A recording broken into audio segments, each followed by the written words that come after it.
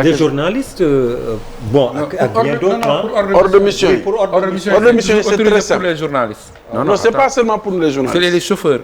waaw xaaral ma kii après yow xam nga man bu ma njëkkee wax yow mi xam droit nga mën ma gindi mooy gën a yomb. d'accord c'est bon. démb waxtaan nañ ci affaire hors de mission yi parce que démb ba ci guddi gi suñu benn naataango Saliou Gakou ma koy nuyu au passage xam ngeen ko bu baax moo ma ci interpellé man jàppoon naa ni sax que amul changement mais bi ma interpellé ma interpellé ñi nga xamante ne ñoom ñoo ñu war a gindi ci nañ ñu xamal ne y a un grand changement et ce changement il est passé inaperçu parce que bu ñu fàtte ni code électoral bii ñuy appliqué am na ci parti boo xamante ne waxtaan la woon durant les assises nationales. entre durant astafurlah durant le dialogue politique. donc waa opposition dialogue politique boobu bu ñu fàttali tamit bi fa société civile ne dañ fa war a dugg. ak ñeneen i kii ñoom waa parti politique dañoo doon dañu doon bañ gars yi dugg ci bu baax. nañu wax dëgg dialogue politique bi dans le cadre du dialogue national. ok dans le cadre du dialogue national. donc lan moo am li am mooy dafa am article journaliste bu njëkk ba. da ngay nekk Ndakaaru ñu yónni la Kolda wala ñu yónni la Kédougou wala ñu yónni la Saint-Louis ne la demal nga couvrir campagne bi mais également nga couvrir jour scrutin bi bu fa correspondant amul man xam naa si dara parce que man def naa campagne Kaolack dans les années 2000 def naa campagne Kolda et cetera dem naa feneen fu dul ci kii alors journaliste bi dafa amoon sañ-sañ même ci biir Ndakaaru nga xëy DER ne bon. Parcelles Assainies lañ. léegi yow DER parcelle ngay dem. waaw mais bu fekkee ne dañ ne DER da ngay dem parcelle DER dafay dem pour couvrir. mais dañ ko doon may mu mën a voter parcelle. parce que foofu la doon couvrir. da doon am benn kayit bu ñu woowee ordre de mission. bu ñëwee ñu valider ko viser ko bu ñëwee mu mën a voter. bien que nekkul ci bureau bi. waaye dañuy yokk kenn inscrire ko ci bureau bi. dañuy yokk sa tour mais dañ ko doon yokk ci liste bi mu mën a voter foofu.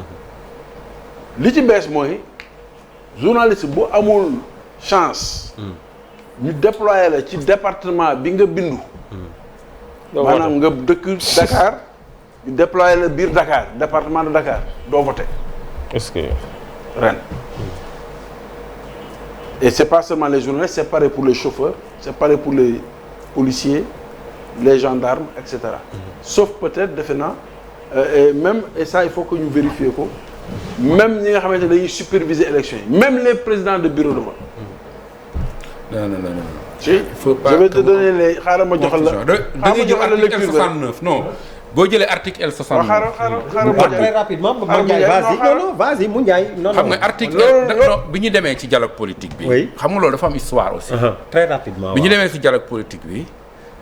dafa am une partie ñu doon contester ordre de mission yi nu muy permettre parce que ordre de mission yi kan moo koy délivrer ministère de chargé des élections moo koy délivrer donc de ce point de vue dafa amoon contestation bu ci amoon ci ni ñu daan délivrer ordre de mission yi mun na gagneloo parti bu fekkee def nga 1000 ordre de mission wala 2000 ordre de mission mun na parce que raw gàddu moo am ci département yi département raw gàddu la foofu am na tuuti cohérence léegi lan la article L69 def dafa wax ne ordre de mission yi dañ ko supprimer ci militaires yi paramilitaires yi préfets yi gouverneurs yi chauffeurs yi ak journalistes yi mën nañu am ordre de mission bu fekkee ne dañ leen déployer ci département bu ñu dëkk. et ça c'est cohérent pourquoi parce que yow ngay journaliste dëkkoo Thiès boo ko wax dara Thiès nga voté Thiès. mën na contribuer à faire passer quelqu'un sa voix boobu mu jouer ci voix wu waa Thiès yi te dëkkoo Thiès loolu amul loolu indi dialogue bi même opposition bi était pour ça parce que di si consensus su dialogue bi la article L109 bi alors yow nga dëkk Thiès ñëw Dakar ne journaliste nga imagine lu mat 1000 journalistes damay joxe un exemple jógee Thiès ñëw Dakar soit parce que dañuy couvrir dem voter parcelle faire gagner quelqu'un dañuy fausser dañuy biaiser le vote des Dakarois parce que inscrire wuñu département bu Dakar. donc c'est encadré c'est pourquoi léegi dañu ne journalistes yi ak chauffeurs yi yóbbu matériel yi. may nañ leen ñu am ordre de mission. pour voter waaye ci département bi ñu inscrire. donc c'est encadré loolu moom la article L69 def. non léegi waaw d'accord vas-y. oui mais ça c'est d'abord je l'ai vécu discussion yi ci dialogue bi. loolu lañu bëgg et loolu c'était un consensus au niveau du dialogue. Non, Charles, tu peux pas dire que c'est cohérent parce que mais ce qu'il dit c'est ce qui est cohérent. Non, bon en tout cas loolu mooy on n'est pas dans l'histoire de la cohérence. loolu mooy esprit L69 mooy esprit bi indi dialogue bi. Non, ñu c'est pas une histoire de cohérence ou pas, je suis désolé. C'est une histoire il y a un changement. Oui, changement non, moi, il y a même tout. Cette émission également a une vertu pédagogique. sama mbokk yi nga xamante ne sama mbokk yi nga xamante ne ñu ngi may seetaan non Charles non attends il y a combien d'ordres de mission décernés pour dans tout le pays le jour des législatives. Vous allez me dire que c'est 20 000 50 000 150 000 même si c'est déglu combien on va donner des chiffres. C'est ça, c'est 2017 mais dans tous les cas on peut pas aller au-delà du code dans tous les cas. non mënuñu def en tout cas mënuñu def loo xam ni code pour lire article L69 loolu la code bi xam nga 2017. dafa amoon ñuy wax ne ordre de mission yi dafa bari. exactement moo tax kii ñiy gagné Dakar. waaye c'était combien d'ordres de mission? plus de 1000 ans. bari na de. bari na de. il parle même pas. ëpp na ko. Moi je te dis DER. À l'époque c'était article je pense. article L69 moo ñu régir. à Dakar moom laa wax fii. ñun les journalistes. comme ni ko Moundiaye waxee. comme ni ko Sawaay waxee également. bien entendu c'est dans le code. moo ñu def autrement que le code bi wax. c'est ça. maintenant du tere. ñu comparer la situation ante ak la situation actuelle. ça c'est situation actuelle bi li mu wax mooy article bi lu leer la wax. Pour les journalistes et les chauffeurs, un ordre de mission spéciale dérivé par le ministère, etc., chargé des élections. Dûment visé par le responsable de l'organe de presse ou du chef de service, ainsi que par l'autorité. Loolu moo doon am. loolu amul changement. Et démembrement du lieu de deux est annexé après le vote au procès-verbal des opérations électorales. Et mention en effet. L'ordre de mission Sénat bu lieu de destination bi pour prouver que ne. Bien sûr loolu amul changement. Oui changement mais dama yoon cohérence bi. aussi mais là où est-ce qu'il peut voter ce mais Bamba le journaliste ne peut voter que là où il est inscrit dans le département. Bamba fan la changement bi nekk. parce que maintenant journaliste bi ci département bi mu dëkk fa lay voter. mais foofu loolu mais pas forcément dans le bureau de vote. c'est-à-dire que tey jii. mais mu on ne discute pas du sexe des gens. mais loolu man ma wax xanaa man maa journaliste. non mais non tonton je t'en prie. c'est clair. damay non man lu may def xam naa ko. lu may xam naa ko. mais nañ ma may ba ma yeggale bu ma paree ñu commenté ko. oui situation bi DER mooy yow da nga daan jógee Dakar. oui nekk TFM bindu dem Bambey voté naa loolu léegi situation bi xam nga lu mu tekki. dañ ne lu bees li mooy mënuloo vote boo jógee Dakar dem Pikine doo voté. par contre boo desee biir Dakar. parce que même bu fekkee dafa ndànk même bu fekkee ne Fann Point nga doon voté. oui mais nga nekk journaliste. ñu affecté la Sacré-Cœur. ñu yóbbu la Sacré-Cœur. boo demee mën nga voté. ok loolu mooy différence bi. ok alors que bu njëkk ba journaliste bi daan jóge fii man jóge naa Dakar. mais Charles est-ce que j'ai dit que ce n'est pas ce qu'il a dit. mais quand même y a donc dans nos rédactions surtout veiller à ku ngeen di affecté. mais qu'il reste dans son département. si on man li may wax xam naa ko et pourquoi je le dis xam naa ko. parce que ce sont y a mes confrères qui me regardent. mais bien sûr ou qui vont me regarder demain. et qui vont se lever dimanche. qui vont croire que l'ancien système prévaut. et qui vont vouloir aller voter. donc celui qui me dit que c'est pas ça vaut pas la peine. c'est le bon avis. tu vois un peu. donc c'est une question boo xamante ne. donc donc Bamba permets-moi en termes de cohérence. non Bamba permets-moi. je suis pas d'accord. oui je vais dire pourquoi je suis pas d'accord. ku nekk xam nga la mooy problème bi au Sénégal. entre autres le doyen l'a dit tout à l'heure. c'est que quand vous discutez de ces questions-là. vous n'interpellez pas les principaux concernés. vous entrez da ngeen di tëju. entre opposition société civile. Bamba yaa ngi woon si dialogue bi non bii point bii non. Bamba yaa ngi woon si dialogue bi yaa ngi woon si dialogue bi bokkul ak dialogue politique. ça c'est une décision qui a été actée en dialogue politique. loolu mooy la laa bëgg wax foofu lu mu bëgg wax foofu mooy mais le journaliste. partout dans le monde. dafa am benn droit bu mu am. c'est le droit à la mobilité. c'est universel loolu c'est reconnu. tey journaliste Sénégal mën na jóge Sénégal ñu yónni ko ne ko demal nga couvrir élection bi à Paris. dafay bañ. wala dañu bëgg mu choisir entre dem mission pour couverture bi ak dem voter. l'ancien système permettait par exemple. bu fekkee ne yow dañu la jëlee Dakar. TFM yóbbu la Paris.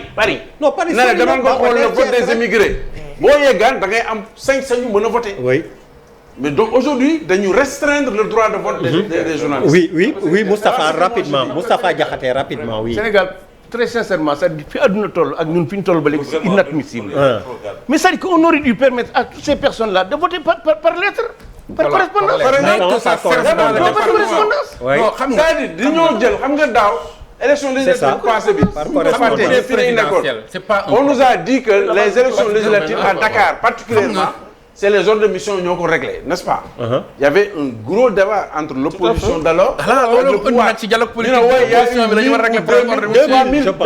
3000 ordres de mission. 2000 et quelques. ñu jël de mémoire est-ce que xam nga loolu c'est un truc c'est incident. Barthélémy Dias qui l'avait dénoncé. C'est un sujet incident ñu jël ko def ko un point de débat et de discussion et de compromis entre acteurs politiques. oui. sans mettre dans le pipeline ñu dugal ci les vrais acteurs. Les vrais acteurs c'est les gens des médias. Aujourd'hui précision et surtout les responsables éditoriaux. vous allez empêcher à la majorité de vos journalistes de voter. allez préciser dama bëgg a préciser dara. c'est une restriction au droit de vote. xam nga dialogue politique bi. acteurs politiques yi ñoo ko seqoon. on a dit dialogue politique. mais loolu mooy problème bi. waaw léegi acteurs politiques yi. parmi les acteurs politiques dafa am ñu doon dénoncer les ordres de mission. parce que dafa amoon impact ci élection législative 2017. surtout l'opposition ils ont dit que ordre de mission yi parce que kan mooy délivrer ordre de mission yi c'est l'autorité administrative. oui. et l'autorité administrative est même parfois récusée. et qui soupçonnée. wóoluwuñ ko. donc on a dit non il faut pas que ñuy délivrer ay ordre de mission comme ça tous azimuts. on a dit non. pour les militaires les paramilitaires préfets gouverneurs plus léegi c'est les journalistes mënul ñàkk. chauffeurs yi yóbbu matériel yeex yooyu mënul ñàkk ñuy déplacer wu.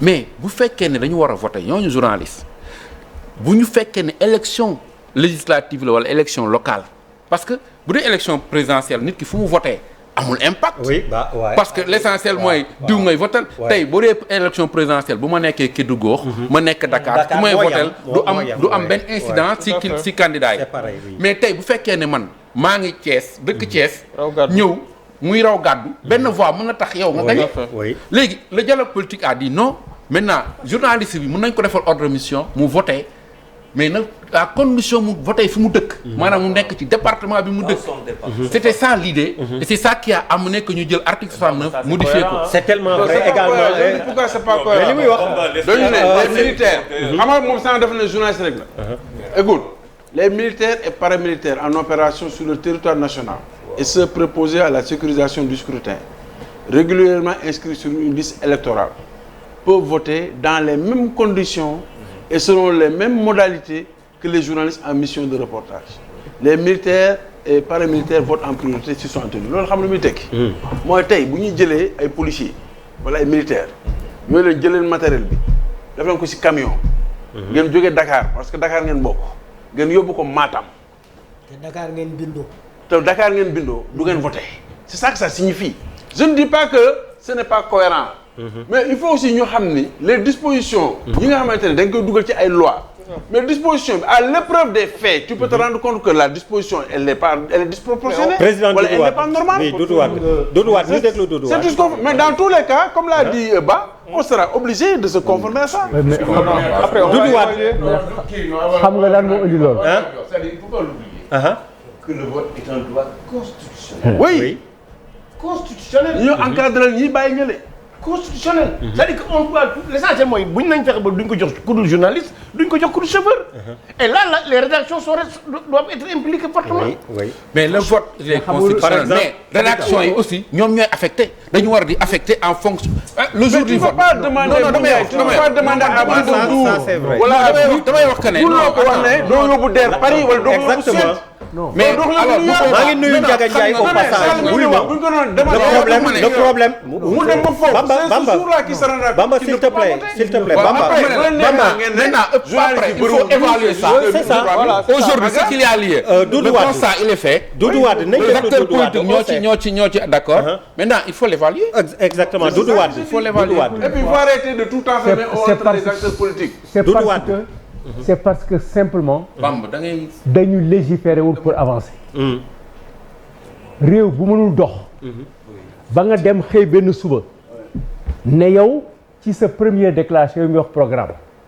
le manifeste législatif de 1978 avait déjà posé le vote à 18 ans et le vote des militaires.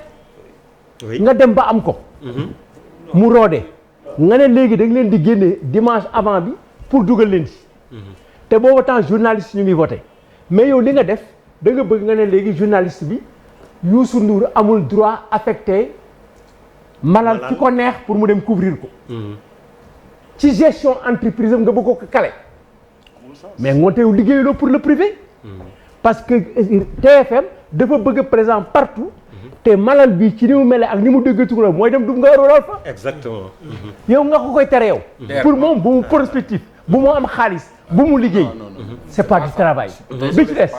oui bu mais ma ne ñi mën a voté loo gendarme yaak militaire yëpp 15 jours avant comme élection locale la ñu ne léegi élection locale yi journalistes yi dañuy voté une semaine avant ci seen localité. oui voilà ça c'est une témoignage mu jeex. mais Doudou Wade li ngay wax ni témoignage de Ndiaga Ndiaye. waruñu permettre nit ku dëkkul ci gox di fa voter mu mën a am c'est impact. pour que mais l'élection là elle est nationale c'est aussi. pour que. non mais C'est pour waaw waaw déglu leen mu daaneel. élection législative elle n'est pas que départementale. elle n'est pas nationale elle n'est pas nationale elle est départementale parce l'élection que n'est la pas que preuve départementale. la preuve dañuy am liste lu tax liste nationale ak liste départementale. waaw loolu liste proportionnelle bi liste majoritaire majeure partie 115 députés yi fu ñu dama ne la voix carte bi may voté carte bi may sànni Parcelles Assainies dinañ ko compter département au Pikine mais dinañ ko compter également dinañ ko compter département foofu mais dinañ ko c'est compter pas au niveau une élection national. nationale dañuy wax élection concept yi dafa am sens non Bamba dama lay wax pas dans la rhétorique. non dama waxuma rhétorique dama lay wax mais dama ne législative la lu tax 115 députés mooy jógee député Ndiarème dama voté également pour les deux listes. dama voté pour la liste départementale. Alors, témoignage de Ndiaga Ndiaye, il dit que sa c'est pas que rédaction, les Ndiaga Ndiaye journalistes, dire pub de l'Obs, il dit que sa rédaction est dans ce cas ndax ñu ci bëri ci journaliste yi zone d'inscription ak seen zone de travail jour boobu xaaju la bokk. très loin très éloigné les militaires et les paramilitaires. une minute. oui sur cette question. dañu war a def chaque at. ñi daawul voté. waaw ñu fexe ba ñu voté. non seulement ça je fais même une autre proposition. bu fekkee ne même carte yi ñu fa teg. carte yi yow yaa ñëw bindu ne utal leen ma carte d'identité. oui ñu fay machine fay courant fay fonctionnaire defal la carte. boo amee 1 an jël suuloo ko dañ la ko indil nga fay ko. oui. dañ lay indil bu la neex nga bañ a inscrire mais mënuñu chaque at ñu dépenser ay 300 000 400 000 800 000 personnes jënd ci ay carte d'identité ñu toog seen kër.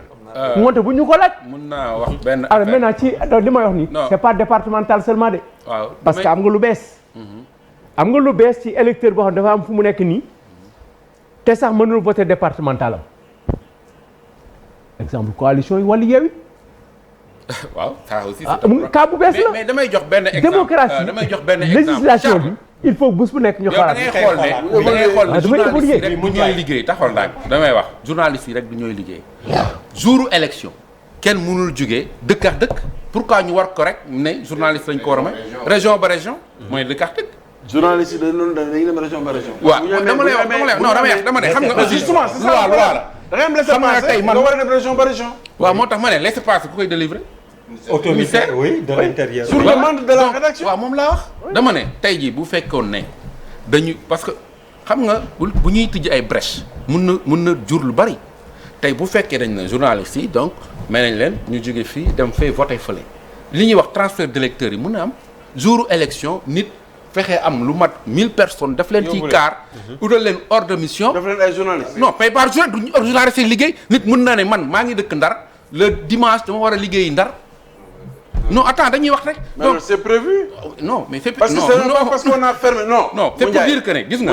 ay nit xam ñi nga ay lan la borom xel lañ tamit. waaw dama ne xam nga choix bi arrêté bi xam nga lan la. tëj nañ région yi mais demain benn médecin. toog waree nañu jógee Dakar dama ne dem jour élection bi Saint-Louis day dem. parce que dina ko jëlal kayit boo xamante ne. mais y a mais loolu cas de force majeure la mais du question ne liggéey la maintenant pourquoi ça veut dire que journalistes yi mënoon nañ def muy journalistes yi militaires yi mënoon nañ def ne mën nañ leen may ñu voter une semaine à l'avance comme président parce que on doit être dans une perspective de trouver des solutions à ça oui, mais il est clair et évident que li tax opposition bi bañ ordre de mission yi c'était parce que ki nekk au pouvoir mooy délivrer ordre de mission yi n'est-ce pas et que dafa am ay suspicion ci ordre de mission yi. laisse-moi terminer Bamba non damay wax rek. ba pare beneen bi mooy la mooy ku nekk ci pouvoir mooy délivrer ordre de mission yi. donc toi tu veux dire que l'autorité administrative. non dama ne waaw dama ne te l'autorité administrative mooy organiser élection pourquoi ñu koy récuser parfois. le préfet il n'est pas censé être représenté. dama ne dañ koy récuser parfois. désolé. donc man fi may wax mooy li tax ñu def ce débat boobu amoon ci dialogue politique bi. c'est parce que dafa amoon lu mu ko waral mu am consensus entre les acteurs politiques. bu dee élection présidentielle. nit ki fu mu munti voter yéen société civile. mais man je suis d'accord avec cette décision. dama ne man je suis d'accord avec cette décision. nañ ko teg règle parce que non mais attention. voilà mais xam nga une loi est toujours perfectible. mais Bamba elle est dynamique. je pense que après on va mais évaluer. munoo nekk ne munoo dëkk Thiès di voter ci Dakar nombre bi bu bëree mun na impacter ci votu résultat wu Dakar yi. parce que bul ne rek c'est national parce que département yi moo ëpp li pourvoir. ay député ci que liste nationale. Podor su ma juumul Aïssata Tall Sall bi mu fay fal. mais raw gàddu moo am ci département c'est moins de 10 voix moo mujj en définitive. c'est moins de 10 voix ay 5 voix. oui c'est ce que je dis. donc c'est moins de 10 voix. département yi moo ëpp li muy jox député que liste léegi dañ ko wàññi sax 53 députés mooy jógee. donc jógee liste nationale.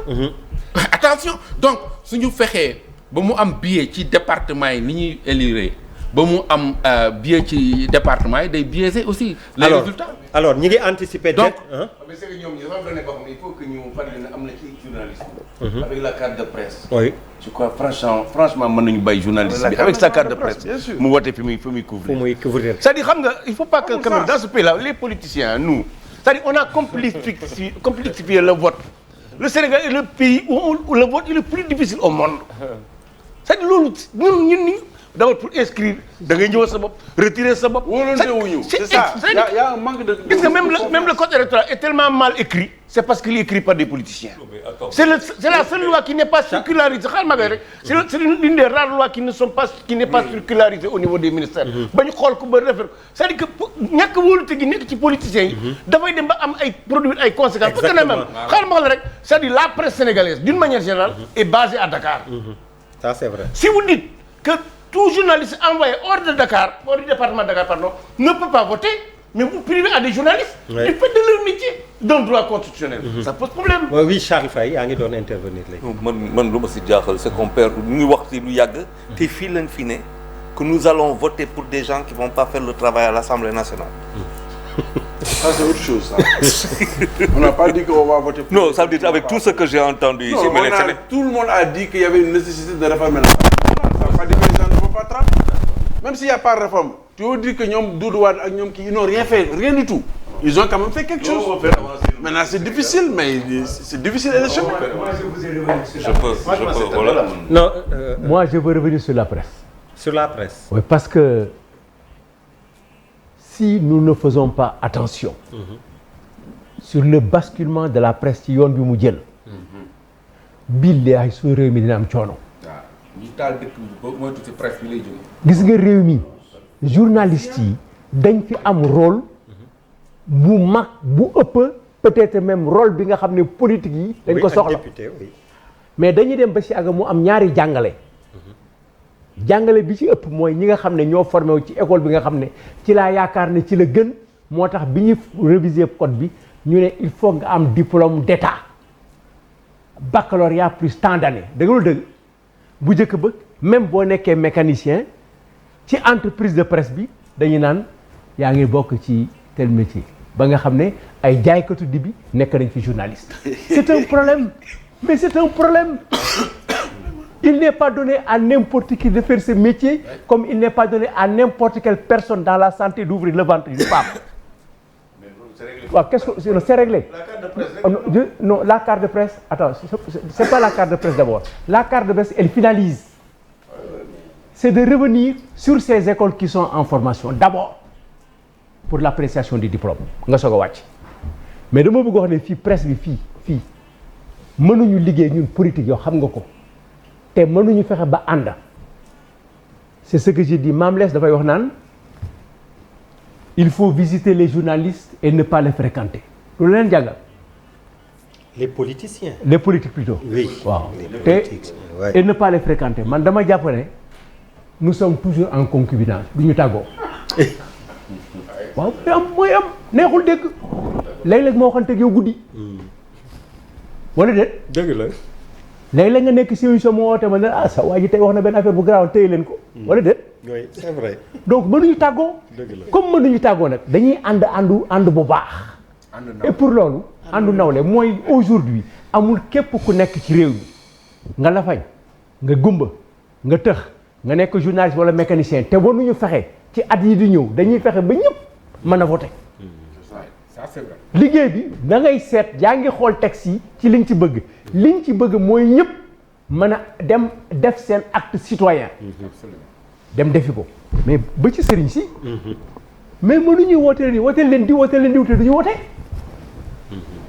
ah wala déet oui merci non il faut que ñu wax fi ñu féetee oui yenn saa yi nga gis ku jël ñeenti doomam partagé ko ci ñeenti parti y a un problème mais alors réew mi di koy defal non jaxate bii di réew mi ku ko am na ay xalaat yu ko defar bu leen yenn saa yi ngeen xula ngeen xeex mais ñi nekk ci biir dafa am lu ñu fiy jëlee am na ñu ñuy déglu tey am na ñu compte am na ñu contrôle am na ñu woote ba Johannesburg donc mën leen nekk ci émission mel nii te doo leen ci génne bés bu nekk luy jariñ nit ñi loolu moo tax ñu ñëw mais dama leen ne mënuñu liggéey réew mi te journaliste yi duñu leen permettre fu ñu war a waag àgg fa amuñu droit am na ay journalistes yoo xam ne yi war nañ leen mën a may au moins benn rendez-vous tous les mardis wala tous les mercredis au palais de la République un nombre limité ñu koy séddoo di dugg ci assemblée bi dem conseil économique et social information bi di ñëw ñu wuti ko feneen bu ñu bëggee wax 10 fois 8 fois yëpp ñu wax ko ñu ak ñoom avant ñu koy wax ci biti il faut que ñu arrêter un peu les critiques yi nga xam ne defoon nañ ko ñun ñu jéem ko dindi et loolu mënul deñ mu ngi war a commencer mën a deñ le 31 bii mooy ñi fi ñëw seen liggéey ñaari at la dañ leen di daaneel l'Assemblée ne survivra pas en 2024 loolu la gëm dañ koy dissoudre mu ngi dugg ci beneen débat. mais xamul tax loolu beneen